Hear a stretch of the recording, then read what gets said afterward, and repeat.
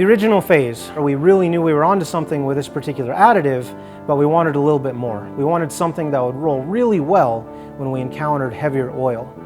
So by taking it and doing a couple tweaks, putting it into a solid cover stock, and then sanding it, we created something really special.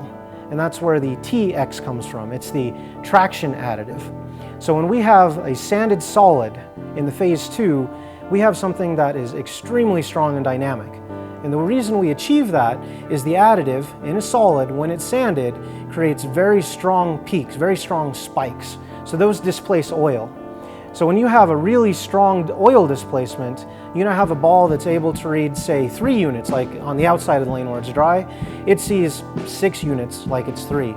So essentially what we're doing is by making those really strong dynamic peaks in the TX-16 cover, we're able to create something that reads dry even drier.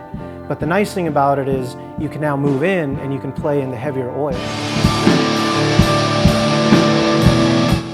So when you're able to change your angles a little bit, move in, you can create a very wide range to the pocket. When you're able to miss right and the ball reads the dry, arcs back in, or when you tug it in, you hit the heavy oil, it just glides straight to the pocket.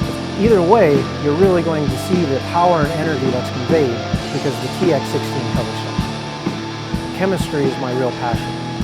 So when looking at the TX-16 cover, it's difficult in order to describe it differently in the fact that we're looking at a microplane. We're looking at something that by the naked eye still looks very smooth. But when we zoom in and we take a look at it very, very closely, that's where the magic is really happening, because we're able to create a different structure through the TX-16 additive. And that's the point where we can see defined peaks, defined valleys, and extreme topography that's done on the chemical level. We want those defined peaks, those spikes, the studs that really grab into the lane, displace the oil, and create friction. And that's where you're going to see the biggest difference with the TX-16 is in the fact that this ball knows how to displace oil. It knows how to generate friction.